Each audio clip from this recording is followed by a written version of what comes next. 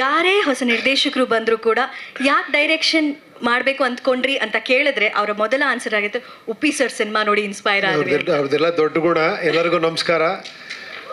ನಿಜ ಹೇಳಬೇಕು ಅಂದರೆ ಈ ಇಬ್ಬರು ಡೈರೆಕ್ಟ್ರು ಇವ್ರು ಮಾತಾಡೋದು ನೋಡ್ರೆ ಗೊತ್ತಾಗ್ತದೆ ಇವ್ರ ಸಿನಿಮಾ ಹೆಂಗಿರುತ್ತೆ ಅಂತ. ಇವ್ರು ಮಾತು ನೋಡಿದ್ರಲ್ಲ ಇವಾಗ, ಆ ಒಂದು ತೆಲುಗು ಸ್ಟೈಲ್, ಒಂದು ಆ್ಯಕ್ಷನ್ ಫಿಲಮ್, ಅದು ಡೈಲಾಗಲ್ಲೇ ಇರುತ್ತೆ ನೋಡಿ, ಆ ಪರ್ಸ್ನಾಲಿಟಿಲೇ ಇದೆ ಅದು.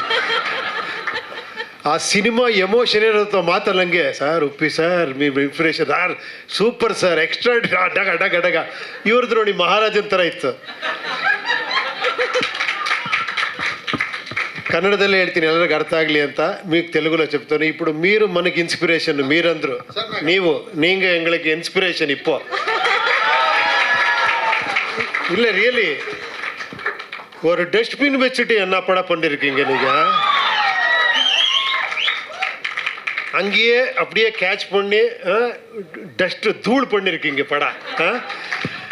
మీరు అంతే అదేమో శనివారం అంటారు, అంత థ్రిల్, ఒక చిన్న ఒక వారం పెట్టుకొని అంత కమర్షియల్గా అంత ఇది మంగళవారం. Super sir, thank you.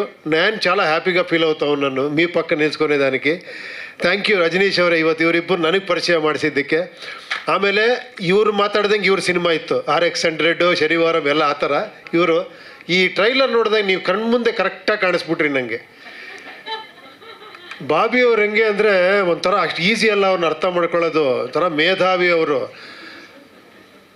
Homely, ಒಳ್ಳೆ ಕುಕ್ಕು, ಒಳ್ಳೆ ಏನೋ ಅಕೌಂಟೆಂಟು, ಒಳ್ಳೆ ಸೆಕ್ರೆಟ್ರಿ, ಒಳ್ಳೆ ಮ್ಯೂಸಿಕ್, ಒಳ್ಳೆ ಸಿಂಗರ್ ಎಲ್ಲ. ಸಿನಿಮಾ ಅದೇ ಥರ ಇದೆ. ಇದಕ್ಕೊಂದು ಜಾನರ್ ಅಂತ ಹೇಳೋಕ್ಕಲ್ಲ. ಇದೇನು ಲವ್ ಸ್ಟೋರಿನಾ, ಆ್ಯಕ್ಷನ್ನ, ಸಸ್ಪೆನ್ಸಾ, ಏನೋ ಒಂದು ಎಲ್ಲ ಮಿಕ್ಸ್ ಮಾಡಿ ಏನೋ ಚಿಂದಿ ಉಡಾಯಿಸ್ಬಿಟ್ಟಿದ್ದೀರಾ. ನಿಜವಾಗ್ಲು ಸೂಪರ್ ಆಗಿದೆ. ಒಟ್ಟಿನಲ್ಲಿ ಏನೋ ಮಾಡಿರ್ತೀರ ಅನ್ನಿಸ್ತಾ ಇದೆ ಸಿನಿಮಾದಲ್ಲಿ. ಖಂಡಿತ ಎಕ್ಸ್ಪೆಕ್ಟೇಷನ್ ತುಂಬ ಚೆನ್ನಾಗಿಟ್ಟಿದ್ದೀರಾ, ತುಂಬ ಚೆನ್ನಾಗಿದೆ.